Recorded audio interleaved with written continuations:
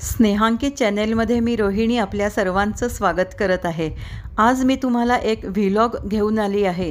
तो आहे एका पुस्तक प्रकाशन समारंभाचा। मूळ इंग्रजी पुस्तक लिहिलेलं आहे विक्रम संपत यांनी। पुस्तकाचं नाव आहे वेटिंग फॉर शिवा आणि ह्याचा मराठी अनुवाद केलेला आहे डॉक्टर प्राची जांभेकर आणि मैत्रेयी जोशी या दोघींनी।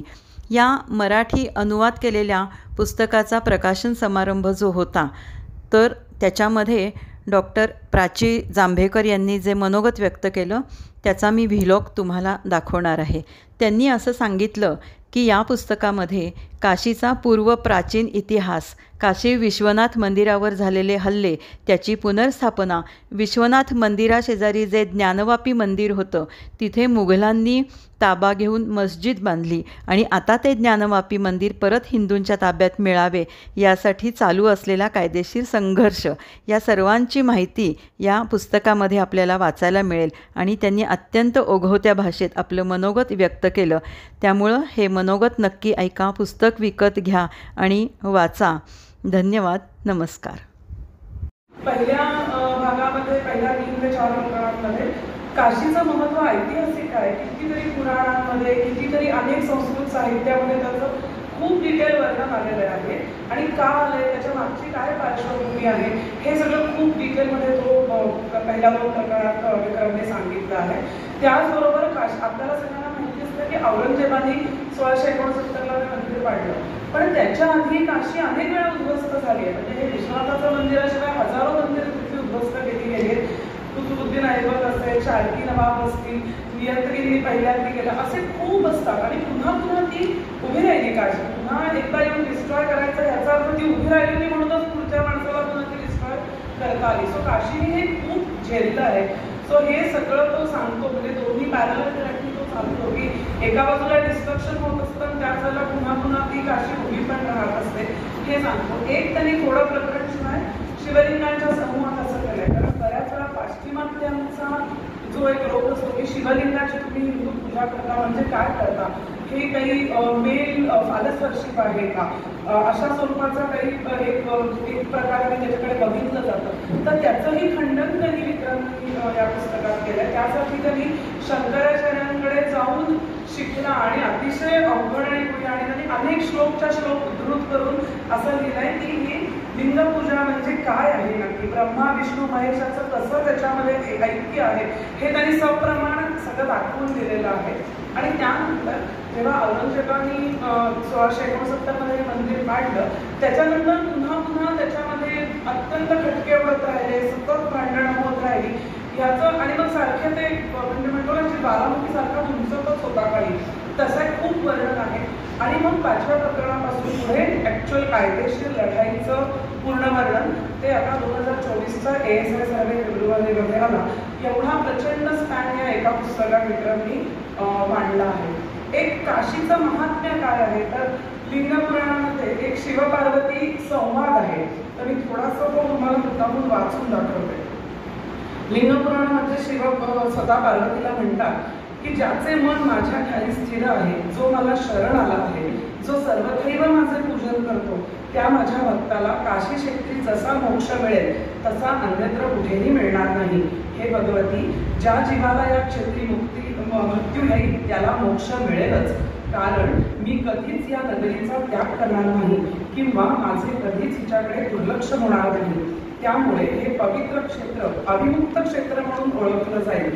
भारतातल्या सर्व तीर्थक्षेत्रांमध्ये सर्वश्रेष्ठ असणाऱ्या प्रयागहून देखील हे अविमुक्त क्षेत्र अधिक मंगल, अधिक पवित्र मानलं जाईल। म्हणूनच काशीला अविमुक्त नगरी असंही म्हणतात, काशीला आनंदवन असंही म्हणतात। त्याचं फार सुरेख वर्णन पुस्तकात त्यांनी केलंय की त्या सुंदर वनाचं वर्णन, मग तो एक ईशान म्हणून येतो की त्याच्यामुळे ज्ञानवापी कशी, असं अनेक खूप वर्णन ते आपण सगळ्यांनी आवर्जून मूळ पुस्तकात वाचावं असं मी म्हणेन। आणि यामध्ये असं आहे की काशीमध्ये मृत्यू आला तर त्या माणसाला मोक्ष मिळतो आणि प्रत्यक्ष शंकरांनी पार्वतीला असं वचन दिलं आहे। तर स्कंद पुराणामध्ये शंकर तिला पार्वतीला वचन देतोय की जेव्हा मृत्यू समय नजीक येतो, अवयव गलितगात्र होतात, शरीरातील चैतन्य शक्ती क्षीण होऊ लागते, तेव्हा माणसाची स्मरणशक्ती देखील त्याला सोडून जाते। अशा वेळी जेव्हा आत्मा शरीर सोडून जात असतो तेव्हा प्रत्यक्ष श्री विश्वेश्वर त्या व्यक्तीला तारक ब्रह्म मंत्राचे ज्ञान देतात, जेणेकरून त्याला आपली खरी ओळख पडते, म्हणजेच आत्मज्ञान होऊन मोक्ष मिळतो. म्हणून आपल्यासाठी काशी फार महत्वाची आहे. हिंदूंनी जरी सांगितलं की काशी त्यांनी कधी सोडली नाही. तुम्हाला इथे दिसत असेल त्याचं एक सायंटिफिक महत्व आहे. काशीचं जे मंदिर आहे गंगेच्या किनारी, तो एक ऊर्जेचा स्रोत आहे आणि तिथून ज्या ऊर्जेचे प्रवाह निघतात त्या पंचक्रोशी 5 यात्रा आहेत. अंतर्गृही यात्रा म्हणतात, पंचक्रोशी यात्रा म्हणतात. म्हणजे अनेक वेळा म्हणतात की भारतात लाखो मंदिर आहे, तिथेच कशाला पाहिजे, हेच कशाला पाहिजे. तर हे त्याचं कारण आहे. आपल्याकडे जेव्हा आपण मंदिर बांधतो तेव्हा स्थानविशेष खूप त्याला महत्वाचं आहे. मंदिर बांधण्यासाठी त्याची दिशा बघितली जाते, त्याचा प्रभाव क्षेत्र बघितलं जातं. अगदी मृत्तिकेचं परीक्षण कसं करावं असं सुद्धा त्या पुराणामध्ये हे सगळं विक्रांती दिलंय. असं सगळं कडून मंदिर बांधलं जातं. जमलं वाटलं म्हणून कुठेही मंदिर बांधलं असं नाही. आणि हा विशेष काशीचं महत्व हे आहे की हा जो बिंदू आहे तो ऊर्जेचं क्षेत्र आहे. ज्यांचा ज्या विषयाचा अभ्यास आहे, प्राणविद्येचा अभ्यास आहे, त्यांना ते जरूर जाणवतं. आणि माझ्यासारखा ज्यांना काही अनुभव नाही अशाचा, अशा लोकांना सुद्धा तिथे गेल्यावरती ते जाणवतं. मला फार आनंद होतोय सांगायला की आचारसंहिता वगैरे होती, सो आम्हाला काही खूप मोठे प्रोग्राम्स असे लॉन्चिंगचे करता आले नाही. पण विक्रम आणि मी काशीच्या मंदिरात गेलो. तिथे ऍक्च्युअल काशी विश्वनाथाची जी पूजा होते की थंडीला लेपन करण्याच्या तिथे पद्धत आहे, लोणी आणि मध आणि दूध असं भस्म, त्या सगळ्यांनी आम्ही त्याचे पूजन केलं आणि मग आम्हाला तिथे पुस्तकं आम्ही अर्पण केली सगळी. त्याचा मला फार चांगला अनुभव, म्हणजे अशक्य आयुष्यभर लक्षात राहील की काय आपण पुण्य केलंय म्हणून हे आपल्याला मिळतं आहे करायला ही अशी प्रत्यक्ष पूजा. आणि तिथे ती अनुभूती येते, ती विलक्षण आहे, ती शब्दात सांगण्यासारखीच नाहीये. तर ही सगळी म्हणून हे काशीचं महत्व आहे असं आपण म्हणतो. याच्याशिवाय ज्ञानवापीच्या उत्पत्तीची कथा सुद्धा आपण सगळ्यांनी ऐकली. ज्ञानवापी मस्जिद, आता मशिदीचं ज्ञानवापी, ज्ञानाची विहीर असं असू शकत नाही. तर याचा अर्थच काहीतरी इथे होतं. तर ते काय होतं ज्ञानवापी म्हणजे, तर त्याच्याविषयी एक त्याची ज्ञानवापीची कथा आहे उत्पत्तीची, ती स्कंद पुराणाचा काशीखंड हा नंतर त्याला अपेंडिक्स म्हणजे त्या परिशिष्ट म्हणून जोडलेला आहे. तर त्या काशीखंडात ती येते ती कथा की ईशान नावाची एक दैवी व्यक्ती होती आणि तो तिथे त्या जंगलात फिरत फिरत गेला आणि तेव्हा त्याला वाटलं की काय सुंदर शिवलिंग आहे, त्याला अभिषेक करूया. म्हणून त्यांनी त्रिशूळाने तिकडे खड्डा खणला.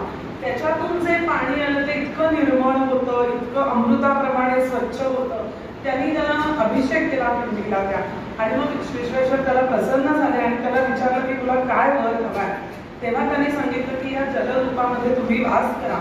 आणि म्हणून शंकर त्या ज्ञानवापीमध्ये, ही ज्ञानवापी विहीर आहे ती आपल्या ताब्यात आहे अजूनही. तर त्या ज्ञानवापी विहिरीमध्ये असं म्हणतात की प्रत्यक्ष शंकर जलरूपाने वास करतात. त्यामुळे जो या ज्ञानवापीचं तीर्थग्रहण करतो त्याला मोक्ष नक्की मिळतो असा आजही समज आहे. त्यामुळे ही ज्ञानवापी मशीद ह्याचं पण संपूर्ण वर्णन या पुस्तकामध्ये आलेलं आहे. ह्याच्याशिवाय अनेक इतिहासकारांनी काशीची वर्णनं केली आहेत. त्यांना काशी कशी दिसली म्हणजे अगदी युएनसांपासून कितीतरी इतिहासकार जुने जे आले, तर इब्न बतूता असेल, खूप पर्शियन हिस्टोरियन्स असतील, त्या सगळ्यांनी काय काय काशीविषयी लिहून ठेवलं, त्यांना काशी कशी दिसली या सगळ्याचं अगदी डिटेल वर्णन विक्रांती याच्यामध्ये केलेलं आहे. शेरिंग म्हणतो की 25 शतकांपूर्वी सुद्धा ही झळाळती नगरी होती. म्हणजे ग्रीसमध्ये काही थोडंसं नागरीकरण, नागरी संस्कृती येत होती, त्याच्या आधी ऑलरेडी दीप्तिमान नगरी होती असं तो लिहून ठेवतो. तर हे पण ह्याचं पण खूप डिटेल वर्णन आहे. आणि हे नुसतं देवस्थान नव्हतं काशी, देवस्थान तर होतच होतं, आध्यात्मिक केंद्र होतच होतं, पण त्याबरोबर ते एक शैक्षणिक केंद्र होतं, त्याबरोबर ते व्यापारोद्योगाचं मोठं केंद्र होतं. अनेक संस्कृत साहित्य निर्मिती प्रचंड प्रमाणामध्ये होती. स्कॉलरशिप डेव्हलपमेंट जी म्हणतो ती काशीमध्ये होती. आणि मग ते असं बसिंग दीप्तिमान नगरी जी होती त्याच्यावर अर्थातच सगळ्या लोकांची वक्रदृष्टी, हळूहळू जसे परकीय आक्रमण यायला लागले तशी त्यांची वक्रदृष्टी त्याच्यावरती अर्थातच पडली. कारण खूप पैसे होते तिथे. असं वर्णन येतं की 300 उंटावरती भरून खजिना दिला तरी संपला नाही, एवढं प्रचंड. नुसत्या विश्वेश्वर मंदिरात हजारो मंदिरं होती तिथे. तर त्या सगळ्यांमध्ये एवढी संपत्ती होती. आणि काय झालं, गझनीचं संकट पहिल्यांदा काशीवरती आलं आणि निरंतगिरी म्हणून जो होता गझनीचा जो खजिनदार होता त्यांनी पहिल्यांदा 1033 मध्ये याच्यावरती आक्रमण केलं. काही तासांसाठी तो थांबला, पण तेव्हा त्याला कळलं की काय प्रचंड इथे पैसा आहे, इथे फारच ही म्हणजे गजबजती नगरी आहे. आणि हिंदूंचं काय होतं त्यावेळेस ते आपापली स्कॉलरशिप, आपले सगळं डेव्हलपमेंट ह्याच्यात कुणावर जाऊन हल्ला करायला ही हिंदूंची प्रवृत्तीच नाही. त्यामुळे अक्षरशः गांभून गेले हिंदू की अचानक असे येतात कोणीतरी आणि लुटून नेतात. हा नवीनच प्रकार होता, परकीय कोणीतरी येतात आणि लुटून नेतात. त्यामुळे हिंदू पहिल्यांदा तर एकदम गांभून गेले. पण मग एका पाठोपाठ एक दुर्दैवाने ही आक्रमणं सुरूच राहिली. ऐबकाची कुतुबुद्दीन ऐबकचा आला, मग रझिया सुलताना आली. आता आपल्याला एकदम रझिया सुलताना म्हणजे आपल्याला बॉलिवूड हेमा मालिनी असं माहिती असतं एकदम छान, असं काही नव्हतं. तिला फक्त 4 वर्ष तिने सत्ता केली होती आणि त्यावेळी खूप लोक तिला सत्तेवरून दूर करण्याचा प्रयत्न होते. पण त्यातही त्या बाईने येऊन तेवढं मंदिर पाडून गेली होती. आणि आजही तिथे रझिया बीबी की मस्जिद मंदिराच्या अगदी समोरच्याच बाजूला तिथे आहे. तिथे आदी विश्वेश्वराचं मंदिर मूळ होतं असं म्हणतात. पण आता त्याचं आपल्याकडे काही शोधून खालती त्याचं केल्याशिवाय म्हणत नाही. जे साई दीपक ती केस लढतो आहे आणि विष्णू शंकर जे ती केस लढतात की तिथेही उत्खनन व्हावं, तिथेही ASI सर्वे व्हावा असं. तर बघूया आता त्याच्यात काय काय होतं. काय झालं मग, शार्की नवाब आले, असं एका पाठोपाठ येत राहिले. आणि त्यामुळे तिथली विद्वत्ता हळूहळू संपत गेली. म्हणजे लोक स्थलांतर करत गेले, कारण मारूनच टाकलं जायला लागलं. तुमचे जेही संस्कृत पंडित आहेत, संस्कृत पाठशाळा आहेत, त्या बंद करण्यात आल्या. तर त्यामुळे हळूहळू तिथली विद्वत्ता दुसरीकडे लोक स्थलांतरित व्हायला लागले. अशा वेळेला महाराष्ट्रातल्या 4 परिवारांचं फार मोठं योगदान या काशीमध्ये आहे. धर्माधिकारी, शेष, भट्ट आणि मौनी असे नाशिकचे 4 परिवार त्या काळात काशीला जाऊन राहिले. कारण त्यांनी तिथे जी स्कॉलरशिप होती ती तिथे जिवंत ठेवली. त्यांनी विपुल साहित्य संपदा तिथे निर्माण केली. जेव्हा प्रचंड आक्रमणं होत होती धर्मावरती, या मंदिरांवरती, तेव्हा त्यांनी ती जागृत ठेवली. कारण आता मंदिर तर पुन्हा बांधणं शक्य नव्हतं. पण या पुस्तकांच्या रूपाने आपल्या पुढच्या पिढ्यांपर्यंत आपला काय इतिहास आहे हे त्यांनी बांधून ठेवलं. आणि त्यामुळेच स्कंद पुराणाला काशीखंड नावाचं एक नवीन परिशिष्ट त्या काळात लागलं, 1400 साली वगैरे.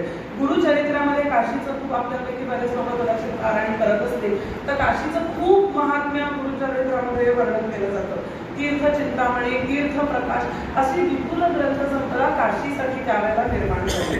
त्यानंतर काशीचं मी म्हटलं तसं की हे पुनरुत्थान आणि पुन्हा पुन्हा काशीचा विध्वंस हे समांतर होत राहिलं. आणि आता जे असं आपण म्हणतो की उत्तर आणि दक्षिण हा डिवाइड आहे वगैरे असं की एक नॅरेटिव्ह चालवलं जातं सध्या, ते मुळीच खरं नाही आहे. कारण काशी कुठे होती म्हणजे उत्तर भारतामध्ये, आणि भारतभरातून काशीच्या पुनरुत्थानासाठी प्रयत्न केले गेले. म्हणजे जेव्हा ऐबकांनी पाडलं मंदिर, त्याच्यानंतर पूर्वेकडच्या बंगालचा सेना वंशाचा राजा होता तो तिथे आला. आता पुन्हा मंदिर बांधणं तर त्याला शक्य नव्हतं, कारण ऑलरेडी ते ताब्यात होतं त्याच्या. म्हणून मग त्यांनी एक मोठा स्तंभ तिथे उभा केला की ही विश्वेश्वराची नगरी आहे हे दाखवून देणारा एक स्तंभ त्यांनी उभा केला. सुदूर कर्नाटकामध्ये वीर नरसिंह तृतीय होता, त्यांनी एक अख्खं हेब्बाळे नावाचं गाव दिलं की या गावातून येणारा जो कर असेल त्याच्यातून काशी यात्रेला जाणाऱ्या यात्रेकरूंना जो जिझिया कर द्यायला लागायचा त्याचं ते देण्यासाठी या गावाचा उपयोग व्हावा, गावातल्या घराचा उपयोग व्हावा. हे कर्नाटकातल्या राजाला करायचं काही कारण नव्हतं. केरळमध्ये स्वाती तिरुनल नावाचा एक राजा होता, जो 25 किलोमीटर त्याच्या अलेप्पीपर्यंत गेला नसेल, पण त्यांनी काशीविषयी एक सुंदर काव्य लिहिली आहे. आणि तो स्वतः गायक आणि संगीतशास्त्रातला प्रवीण होता.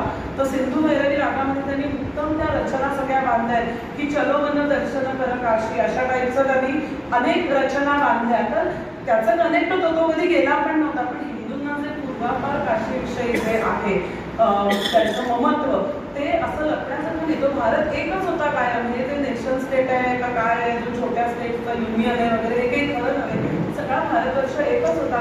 गुजरातमध्ये सेठ वस्तुबाल म्हणून होता, त्यांनी त्या काळात 1 लाख रुपये दिले काशीच्या मंदिराच्या पुनरुत्थानासाठी. अशी कितीतरी उदाहरणं. राजा रणजित सिंगांनी, आता त्याला सोन्याचे कळस दिसतात मंदिराचे, राजा रणजित सिंगांनी त्या सोन्याचे कळस बसवले मंदिरावरती. अशी कित्येक उदाहरणं आपल्याला दिसतील की पूर्व पश्चिम उत्तर दक्षिण सगळ्या बाजूंनी काशीच्या पुनरुत्थानासाठी मदत केली आहे.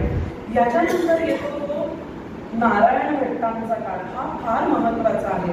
हे जे 4 कुटुंब मी म्हटलं की महाराष्ट्रातून गेली होती, त्या भट्ट कुटुंबातले हे नारायण भट्ट होते. त्यांना जगद्गुरू अशी पदवी होती. त्या अत्यंत त्यांच्याविषयी लोकांना आदर होता. त्यांनी त्रिस्थली सेतू नावाचं एक निबंध मालेसारखं पुस्तक लिहिलं, अनेक निबंधांचं कंपायलेशन. तर त्याच्यामध्ये गया, प्रयाग आणि काशी अशा 3 विषयी त्यांनी लिहिलं, त्रिस्थली सेतू. आणि फार उत्तम वर्णन त्यांनी केले.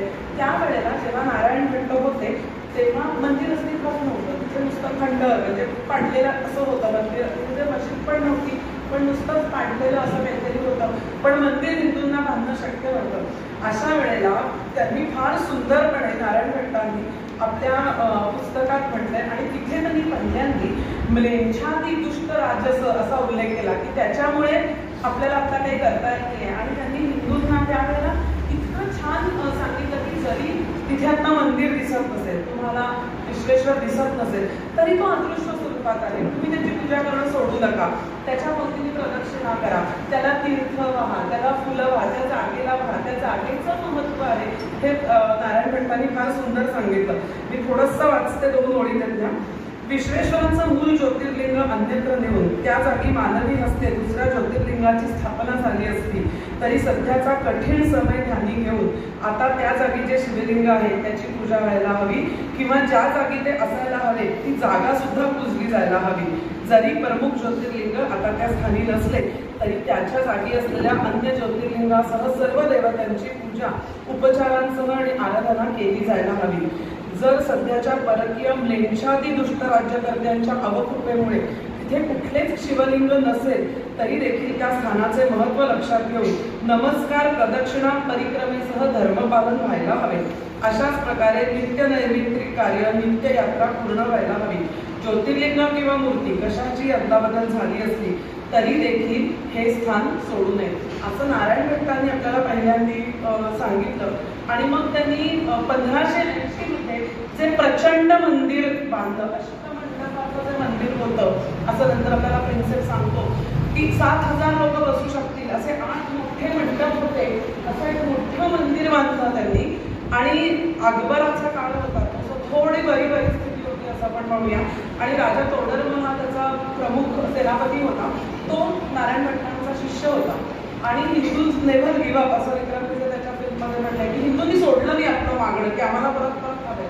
प्रचंड दुष्काळ पडला आणि त्यांच्याशी ख्याती होती की ते आपल्या मंत्रोच्चाराच्या सहाय्याने पाऊस पडतील.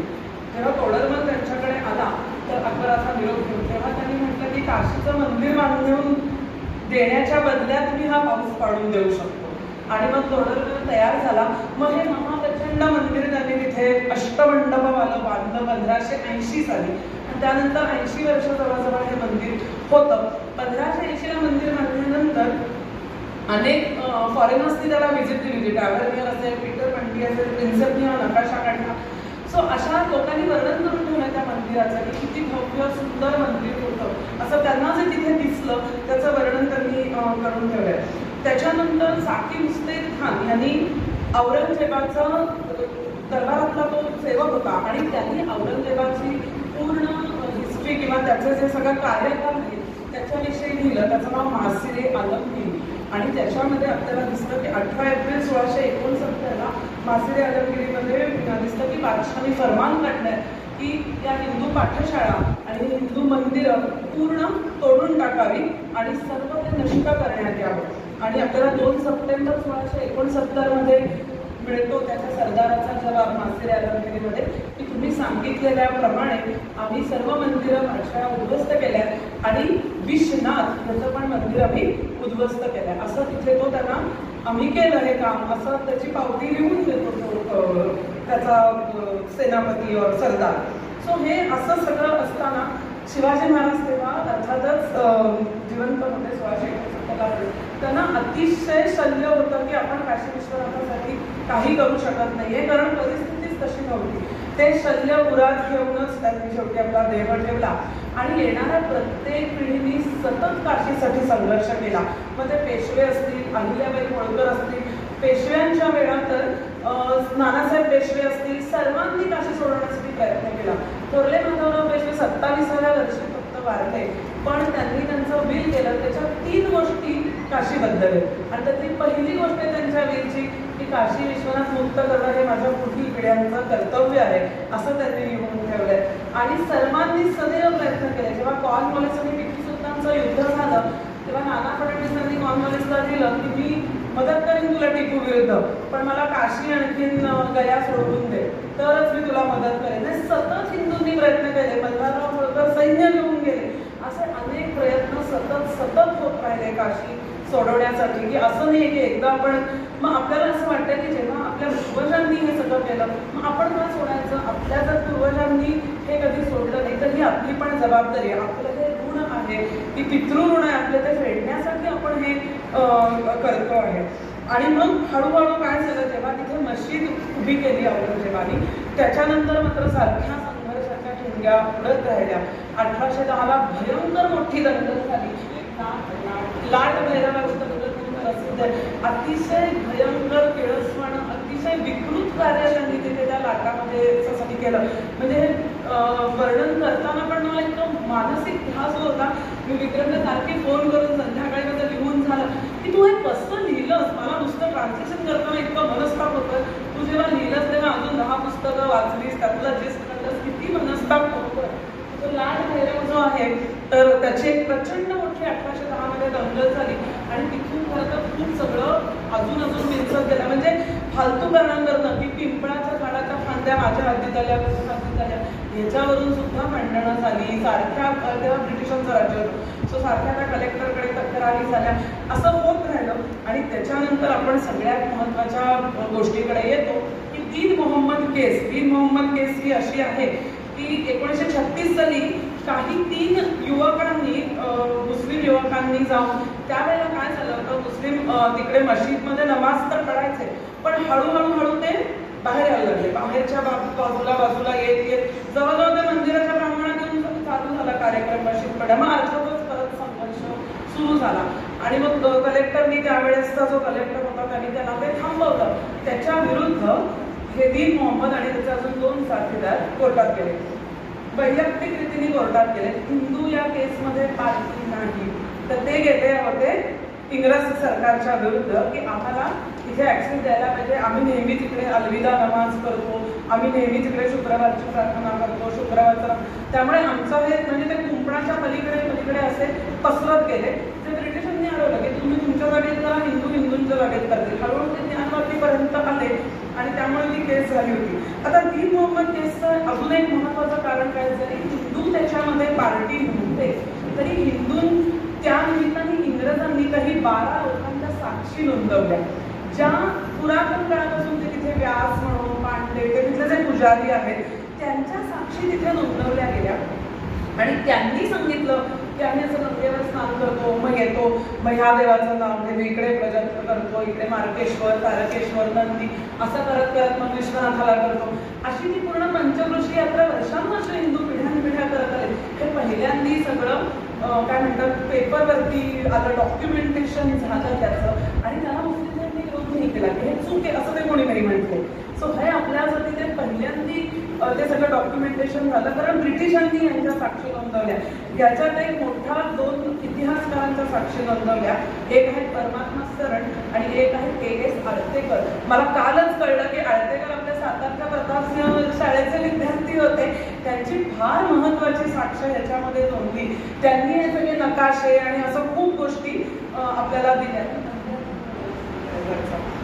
सो ह्या आळतेकरांचं ह्याच्यामध्ये फार फार महत्त्व आहे. हे मला फार आश्चर्य वाटलं की सातारमध्ये मला माहिती नव्हतं. जेव्हा मी त्यांचं खूप वाचलं की त्यांनी या साक्षीचं फार महत्त्व आहे त्यांचं. या कोर्टाच्या केसचा निकाल अर्थातच लागला हिंदूंच्या म्हणजे ब्रिटिशांच्या बाजूने की असं काही मुसलमानांना अधिकार घ्यायचा नाहीये आणि त्यांनी आपल्या दिलेल्या जागेतच राहायला पाहिजे. ही जमीन वक्फची नाहीये असं अगदी ठामपणे 1936च्या निकालात ते पुन्हा अपिलात गेले हायकोर्टात 1939 मध्ये. तिथेही हा ठामपणे असं मांडलं गेलं. त्याचे जे 4-5 काही मुद्दे आहेत ते आपण या पुस्तकात जरूर वाचावेत की या केसचं महत्त्व काय आहे पूर्ण आपल्या पुढच्या लिगल प्रोसेसमध्ये. हे सगळं त्या पुस्तकामध्ये आहे. त्याच्यानंतर 1983 साली मग नंतर काय झालं, चलेजा आणि थोडंसं स्वातंत्र्य ह्याच्यात ही बाब मागे पडली. परत ते त्यांनी केस वगैरे केली नाही.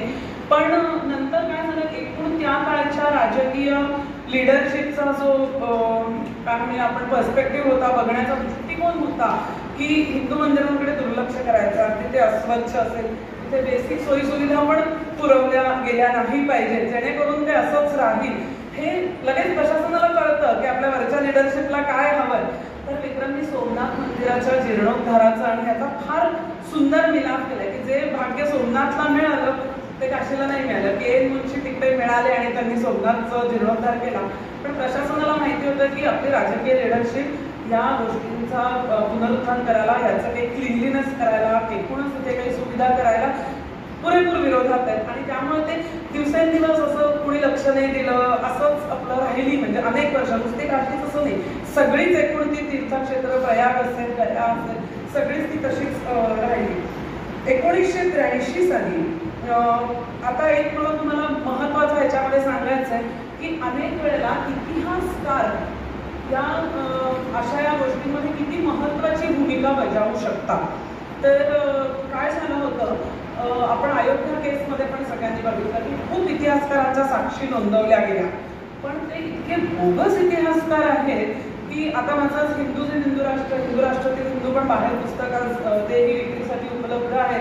त्याच्यामध्ये तुम्हाला पूर्ण ते अयोध्या केसचं वाचायला मिळेल की हे इतके बोगस इतिहासकार आहेत. त्यांनी स्वतःच्या तोंडाने मान्य केलंय की मी इतिहासकार नाहीये, मी कधी हे केलं नव्हतं. एक ठकरड नावाचा एक इतिहासकार कोणी हे होता साक्षीदार म्हणून प्रोड्यूस केलेला, त्यांनी म्हटलं की टाइम्स ऑफ इंडियाचं आर्टिकल वाचून मी दिलं, मला काही माहिती नव्हतं, मी कधी उत्खनन स्वतः केलं नाही. असे अनेक, आणि आता ते सगळे उघडे पडलेत कारण पूर्ण रेकॉर्ड झालं. ते सुप्रीम कोर्टाच्या अयोध्या केसमुळे ते रेकॉर्ड झालं. पण दुर्दैवाने काशीच्या बाबतीत एक स्टोरी भयंकर फिरली म्हणजे ती स्टोरीच म्हणते मी म्हणते की त्याला खपवलं. आपण चॅलेंजमध्ये कसं कान आपलं खपवतो ना, तशा या स्टोऱ्या खपवल्या, इतिहास म्हणून कित्येक पिढ्यांच्या आपल्या माथी घातल्या गेल्या. तर ती स्टोरी मला विक्रमनी खूप डिटेलमध्ये लिहिली आणि ती आपण सगळ्यांनी फार म्हणजे दूरगामी परिणाम या मार्क्सिस्ट इतिहासकारांनी केलेत. म्हणजे त्यांचा एक टिपिकल हे असतं की आधीच निष्कर्ष काढायचा आणि मग सोयीची थेअरी मांडत बसायचं, तशा पद्धतीने तो सगळा इतिहास आहे.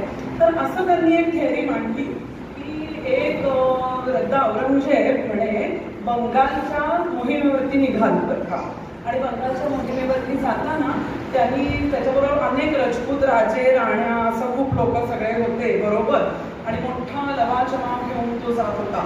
वाटेत वाराणसी लागली. मग ते राजपूत राजे औरंगजेबाकडे गेले आणि त्याला म्हणाले की हे आमचं मोठं स्थान आहे आणि आम्हाला पूजा वगैरे करायची आहे, तर आपण आज रात्र एक मुक्काम करूया इथे आणि पूजा करूया. आपल्याला सगळ्यांना माहिती आहे की औरंगजेब दयाळू, सेक्युलर आणि काही सगळं असल्यामुळे त्यांनी लगेच मान्यता दिली या गोष्टीला आणि ते लोक तिथे राहिले. दुसऱ्या दिवशी सकाळी त्या राजपूतांच्या राण्या पूजेला गेल्या. आता इथे एक पहिला फ्लॉ की आपण मग ते राजेखानी गेले, ज्यांनी परमिशन मागितली राजा औरंगजेबाकडे, ते का नाही गेले, नुसत्या राण्या कशाला पाठवून दिल्या. मग त्या सगळ्या राण्या म्हणे बरं गेल्या. मग त्यांनी गंगेत स्नान वगैरे केलं, पूजा केली, सगळं केलं आणि त्या परत आल्या तर काय बघतात की एक कच्छची राणी मिसिंग आहे, ती सापडत नाहीये. मग म्हटलं कुठे गेल्या. मग त्यांनी सुरक्षा रक्षक पाठवले शोधायला. दुसरा फ्लॉ, राजपूत राण्या सोन्या नाण्यांनी भरलेल्या अशा तर गेल्या, कोणी सुरक्षा रक्षकांशिवाय गेल्या. हे कोणाला पटतंय का? पण अशीच स्टोरी आहे ती, इतिहास म्हणून आपल्या माथी मारलेली. आणि मग ते सैनिक वगैरे सगळे गेले तिकडे आणि शोधायला लागले की ती कुठे आहे कच्छची राणी. मग एकदम सलीम जावेदची स्टोरी येते इथे की ते मंदिरात गेले, त्यांना तिकडे कसं गणपतीचं असं एक चित्र दिसलं. त्यांनी त्याचं थोडं हलवलं तर अख्खी भिंतच हल्ली आणि खाली एक तळघर उघडलं. त्याच्यामध्ये ते तिकडून त्या तळघरात खाली गेले तर ती बिचारी कच्छची राणी निर्वस्त्र, सगळे दागिने काढून घेतलेले, स्फुंदून रडत होती. आणि मग तिने म्हटलं की ती रडायला लागली. मग लोक म्हटले काय झालं. आता ह्याच्यात गेस करण्यासारखं आपल्याला काही नाही की हो इथल्या ब्राह्मण पुजाऱ्यांनी त्यांना लुटून दिलं, ह्याच्याशिवाय दुसरं काही मिळूच शकत नाही ते. तर तसं त्यांनी म्हटलं. त्याच्यापुढे जाऊन ती राणी म्हणली की या पुजाऱ्यांचा हा रिवाजच आहे की जे पण इकडे श्रीमंत कोणी येतात त्यांना ते लुटतात, त्यांचे विनयभंग करतात, तर या पुजाऱ्यांना शिक्षा व्हायलाच हवी. मग ते सगळी राणी परत आली. म्हणजे राजे सगळे संतापले वगैरे आणि त्यांनी त्या औरंगजेबाला जाऊन सांगितलं की हिच्यामुळे म्हणजे असं हे पुजारी फार माजले, त्यांना धडा शिकवायला हवा, एक्सेट्रा एक्सेट्रा. आणि मग त्या राजांनी म्हटलं औरंगजेबाला हे मंदिर पाडून टाक. औरंगजेबाची इच्छा नव्हती. राजांनी खूप सांगितलं की पाडून टाकायचं, पाडून टाकायचं. एक आहे ते पुजाऱ्यांच्या मालकीचं नव्हतं मंदिर, तर तुम्ही मंदिर कशाला पाडता? समजा पुजाऱ्यांचं चुकलं होतं, त्यांना पैसे द्यायची होती, मंदिर कशाला पाडलं तुम्ही? आणि मग ह्याचं मथुरेचं मंदिर पडलं असेल, गयाचं पडलं असेल, सोमनाथचं पडलं असेल, तिथे कुठल्या कुठल्या राण्यांचा विनयभंग वगैरे काही झाला होता, त्याचं काय मिळत नाही आपल्याला. हे इतकं खोटं नादांना एकावरती एक सोडलेलं आहे. आणि मग म्हणे औरंगजेबानी, त्याची इच्छा नव्हती पण ह्या राजांच्यामुळे, पण मग जो एक सुफी सेक्ट असतो मुसलमानांच्या मध्ये आणि त्याचं आणि औरंगजेबाचं खूप भांडण होतं. तर अशी एक स्टोरी आहे की तो लपून बसला एका मशिदीत, तर त्याला बाहेर काढून मारला औरंगजेबाने, तेव्हा ती मशीद नाही पाडली, इकडे मंदिर मात्र पडलं. असं काय वाटतंय त्या स्टोऱ्या खपवल्या. मग मित्रांनी शोधलं की हे आलं कुठून? एक विश्वंभरनाथ पांडे यांच्या ह्याच्यात ती स्टोरी आपल्याला सापडली. हे विश्वंभरनाथ पांडे काँग्रेसचे मोठे पुढारी होते, पोलिसाचे राज्यपाल होते.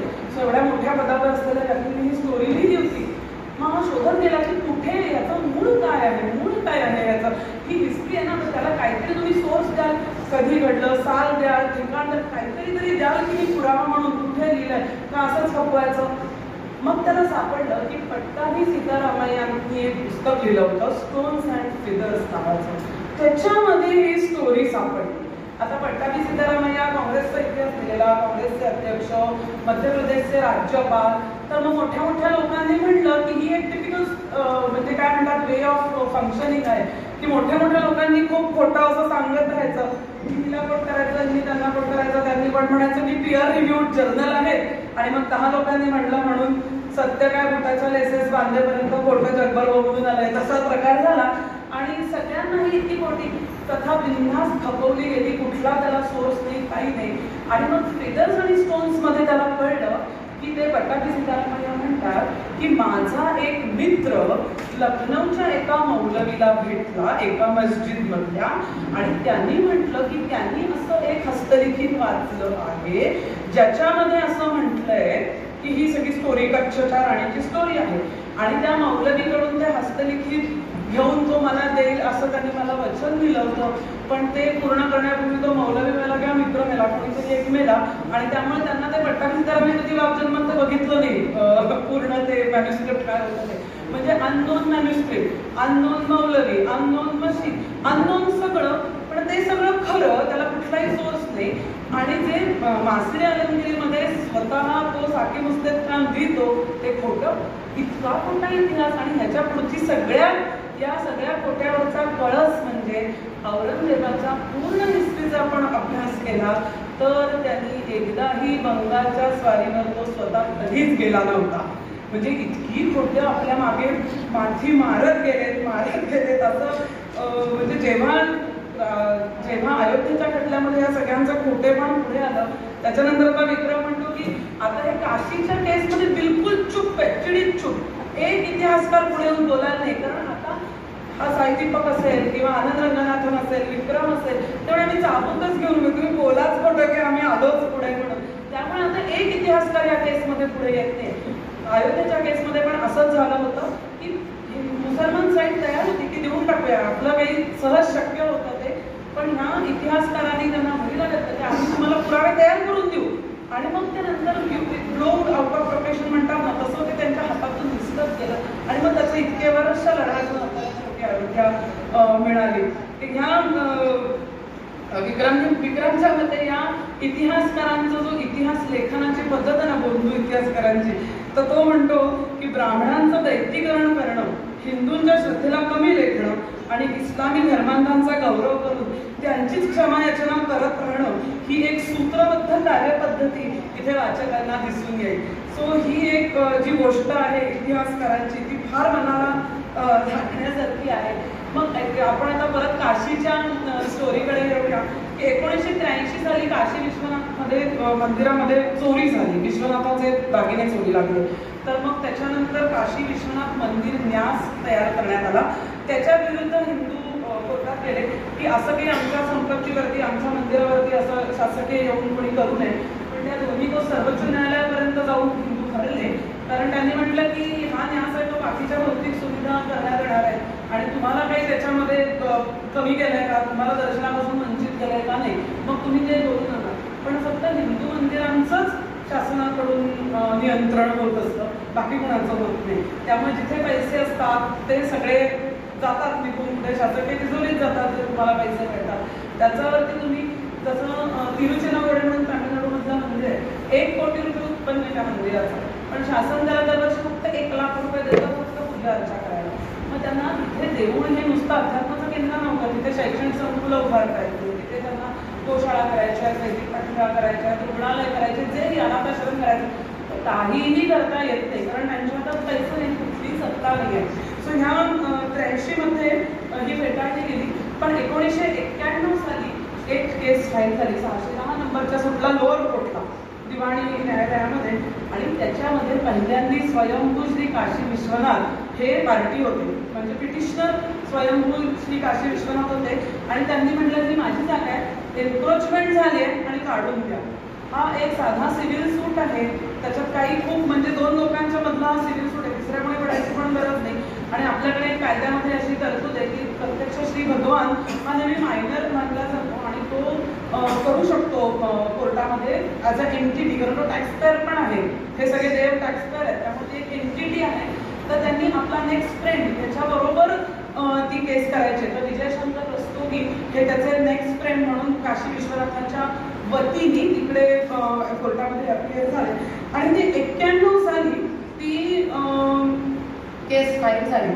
आता 91 साली आपल्या सगळ्यांना माहिती आहे की प्रार्थना स्थळ अधिनियम आला 1991 मध्ये, की ज्याच्यामध्ये 15 ऑगस्ट 1947 मध्ये जे प्रार्थना स्थळाचं स्वरूप होतं ते आपल्याला बघता येईल असं होतं. आता तुम्ही थोडंसं मध्ये बघत असाल की ह्या वेस्टर्न दाखवलं असतं, वेस्टर्न वॉल आहे आणि त्याच्यामध्ये दिसतंय हे मंदिराचं आहे आपल्याला काही, म्हणजे त्याला काय फार आर्किओलॉजिकल सर्वेची गरज नाही ना, डोळ्यांना उघडं दिसतंय, आपण काय प्रूफ करतोय. औरंगजेबाला जमलं असतं, म्हणजे असं शक्य होतं की त्यांनी पूर्ण मंदिर डिस्ट्रॉय करावं आणि तिथे मशीद बांधावी. त्यांनी जाणीवपूर्वक ही एक भिंत तशी ठेवली. सो रोज हिंदूंना समजावं की तुमचा आम्ही अपमान करतोय, तुमचा आम्ही अपमान करतोय हे समजावं, त्यासाठी त्यांनी ही ती अशी भिंत आहे आणि वरती म्हणजे सगळं दिसतंय उघड्या डोळ्यात, त्याला काय सर्व भाषा करत नाही. इथे खाली ते 2 दरवाजे दिसतात, त्याच्या खाली तळघर आहेत, 8 तळघर आहेत, त्याला म्हणतात व्यास जी का तहखाना. आणि तिथे आपल्याला एक माहिती, एका तहखान्यात आता पूजा सुरू झाली. कोर्टाचा निर्णय आला 6 तासांच्या आत योगीजींच्या सरकारने तिथे पूजा सुरू करून टाकली, कारण अजून काही त्याच्यावरती फाटे फुटू नये म्हणून. हा व्यासजी का तहखाना बिलकुल वर बसले आणि खाली तहखाना तिथे रामजी का दरबार आहे पूर्ण, आणि तिथे आता पूजा सुरू असते. तर मी सांगत होते की 1991 ला प्रार्थनास्थळ अधिनियम आला आणि मग हा या केसला लागू होतो का नाही ह्याच्यावरती जी चर्चा झाली ती 98 पासून या केसला 2023 पर्यंत स्टे मिळाला. 25 वर्ष स्टे मध्ये होती हे केस, काही झालं नाही. एक साधा सिव्हिल सूट आहे, 3-4 हिअरिंग मध्ये उठायला बजाव कार्यक्रम, 75 हिअरिंग झालेत या केसचे आणि 3 वेळा निकालपत्र वाचण्यासाठी 3 वेळा वाटून ठेवलं. आणि असं मॅनेज केलं गेलं की एकाच जजकडे परत ती केस येत राहिली. खालच्या कोर्टातली गोष्ट आहे, अगदी सिव्हिल कोर्टातली सिनियर बेंचकडची केस आहे, एकाच जजकडे, म्हणजे रोटेशनची केस जायला पाहिजे ना, ती पुन्हा पुन्हा त्या एकाच जजकडे येत राहिली. आणि त्याच्या विरुद्ध जेव्हा हिंदू पक्षाने दाद मागितली हायकोर्टात, सुप्रीम कोर्टापर्यंत, तो जज बदलू नये म्हणून मुस्लिम लोक पक्ष जो होता तो कोर्टात गेला की हे बदलता कामा नये, रोस्टर ह्या केसला लागू होता कामा नये, हा लागू होता कामा नये. सुप्रीम कोर्टापर्यंत जाऊन ही फक्त रोस्टरप्रमाणे केस चालली, एवढ्या फालतू गोष्टीसाठी सुद्धा करायला लागलं. आता सुप्रीम कोर्टाने निकाल दिला आहे की जून 2024 पूर्वी या केसचा 610चा निकाल लागला पाहिजे. या 610 केसचा निकाल लागण्यासाठी किंवा एक मोठं त्याच्यामध्ये कॅटलिस्ट झाला. 25 वर्षाचा केस अशी स्टेमध्ये पडून होती, काहीच झालं नाही. तिथे वारंवार हरिशंकर जैन आणि विष्णू शंकर जैन हे पिता पुत्र आहेत, त्यांच्या पायावरती सर्व हिंदूंनी फक्त डोकंच ठेवलं पाहिजे, म्हणजे दुसरं आपलं आपण ते करू शकत नाही. आयुष्य गेलं या भगवान माणसांचं, म्हणजे विशेषतः हरिशंकर जैन यांचं या केसेस लढण्यामध्ये. ते आता मथुरेचीही केस करतायत, गोशालेचीही केस करतायत, अयोध्येच्या केसमध्येही त्यांनी मदत केली आहे आणि त्यांनी म्हटलं की आम्हाला तिथून खूप शिकायला मिळालं अयोध्येच्या केसमधून. सो त्यांनी लोकांनी काय केलं, 1993 ला अयोध्येच्या बाबरी प्रकरणानंतर मुलायम सिंग सरकार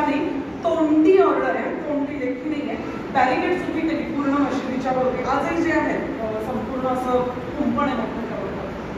तिथे काय होतं, त्या मंदिरातून आपण भिंती बघितल्या, त्याच्यामध्ये अनेक देवदेवतांची स्थानं होती. तिथे शृंगार गौरी होती, तिथे सौभाग्य गौरी होती, तिथे अन्नपूर्णा होती. आणि असं वर्णन आहे की त्यांची पूजा केल्याशिवाय तुमची विश्वनाथाचं पूर्ण होत नाही पूजा. तर असं झालं की ती बॅरिकेड्स उभी केल्यामुळे तिथून तिथे शृंगार गौरीच्या पूजेसाठी जाता येईना. मग हरिशंकर जैन यांनी एक पिटिशन दिली स्वतः आधी की आम्हाला शृंगार गौरी पूजनाचा हक्क मिळायला पाहिजे. मग त्यांनी 5 बायका शोधल्या, 4 बायका. या 4 बायका आहेत, अगदी साध्या गृहिणीसारख्या आहेत. सीता साहू, मंजू व्यास, रेखा पाठक आणि लक्ष्मी देवी. याच्यात एक राखी सिंग म्हणून पण होती. पण या चौघींनी जे अतुलनीय धैर्य दाखवलंय, अगदी सामान्य गृहिणी आहेत, त्यांना तुम्हाला मारून टाकू, जाळून टाकू, तुमच्या मुलाला मारून टाकू, सर्व प्रकारे त्यांना त्रास देण्यात आला.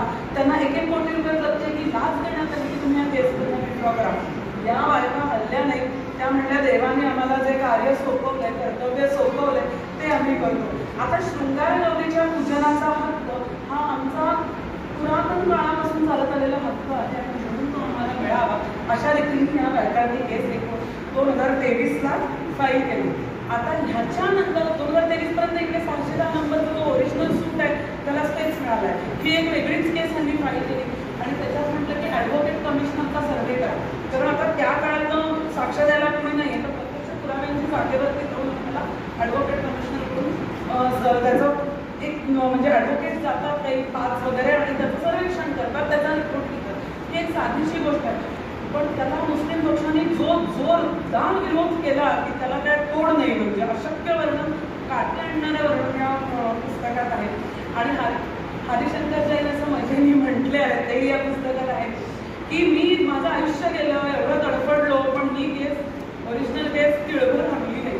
23 वर्ष एका जागी बसून होती, काही झालं नाही. पण ज्या क्षणी आय गॉट दॅट मा इन असं त्यांनी म्हटलं की मी त्या स्त्री शक्तीला मी आत घेतला आणि तिच्या नावाने केस केली की ओरिजिनल केस पळायला लागली. ते म्हणतात की शंकर तर काय ना बैरागी भगवान आहे, त्याला काय फरक पडत नाही.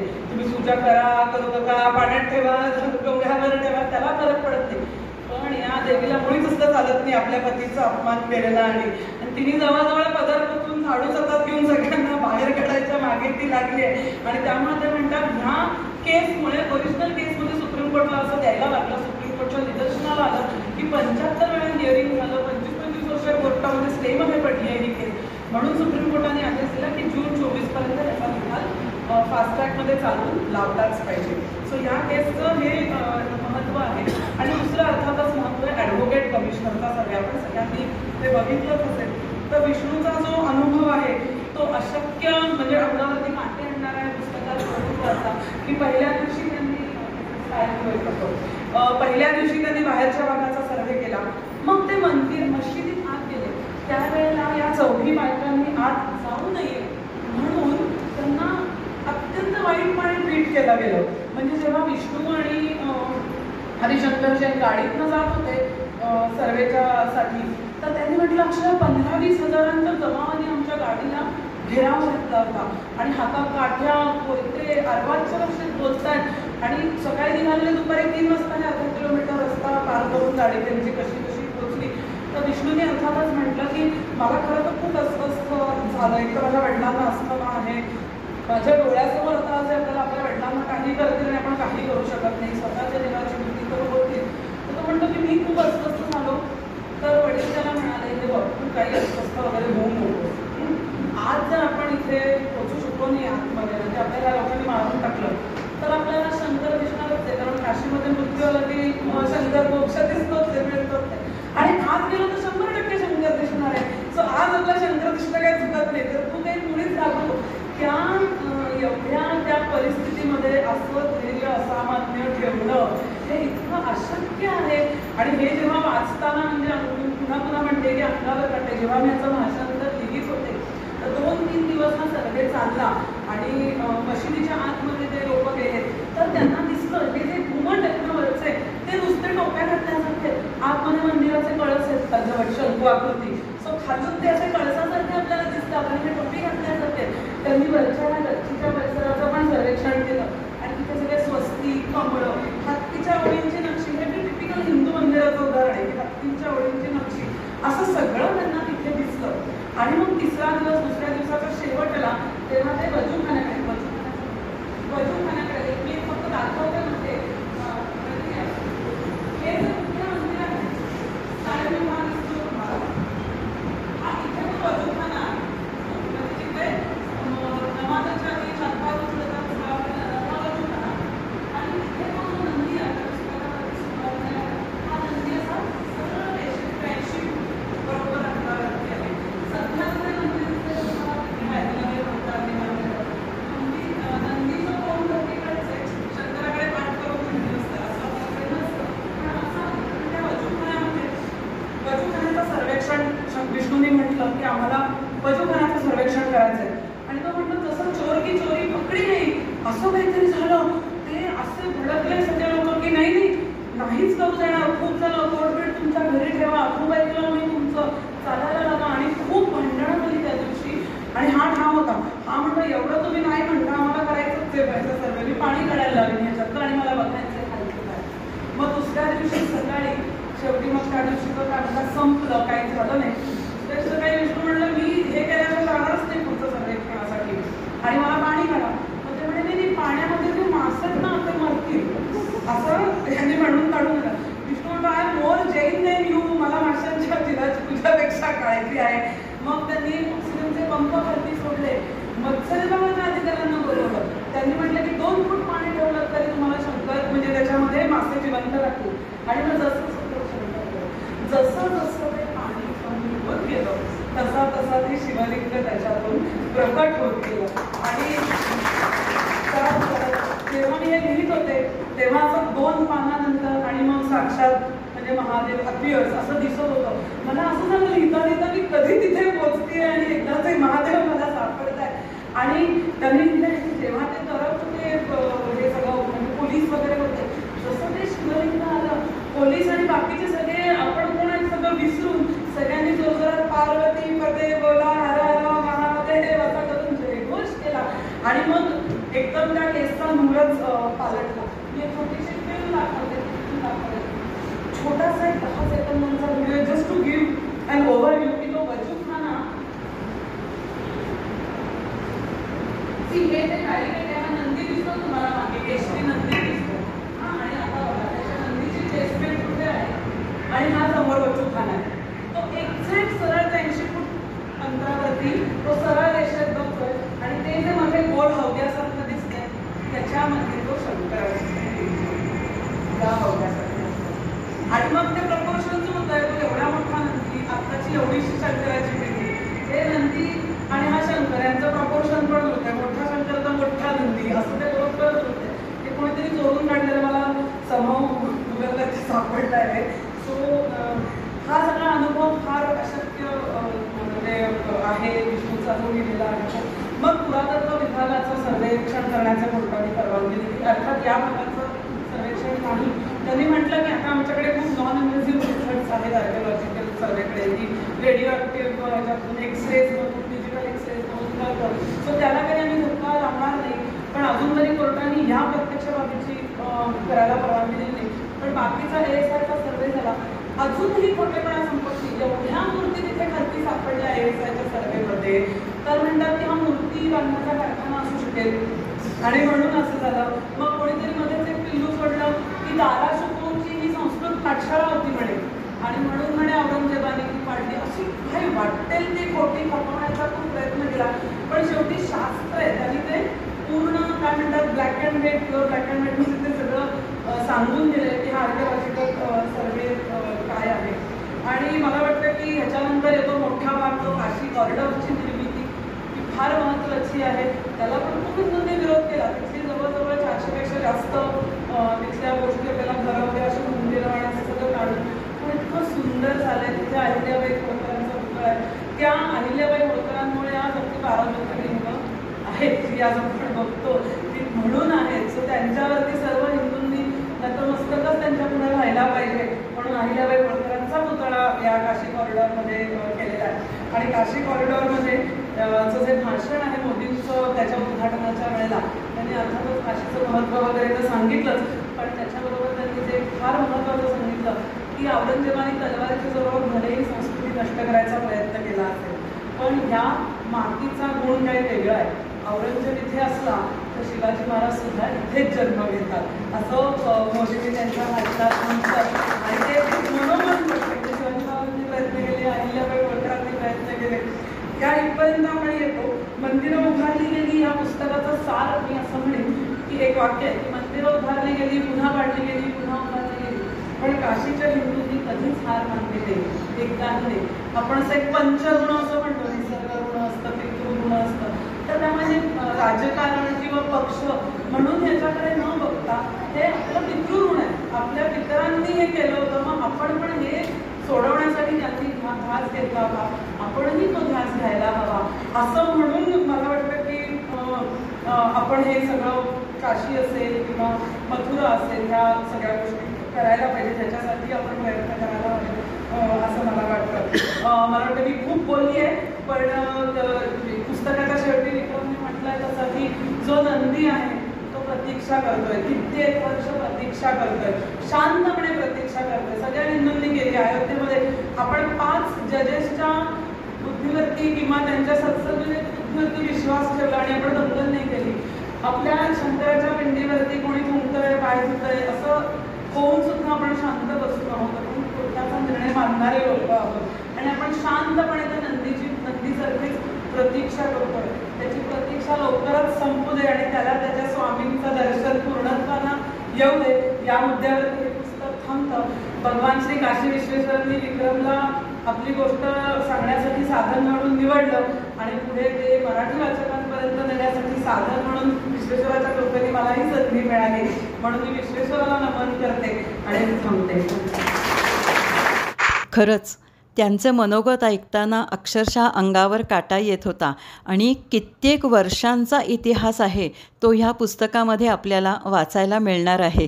हा जर व्हिलॉग आवडला असेल तर माझं चॅनेल लाईक करा, सबस्क्राईब करा, शेअर करा आणि पुन्हा भेटूच अशा नवीन व्हिलॉगसह. तोपर्यंत धन्यवाद आणि नमस्कार.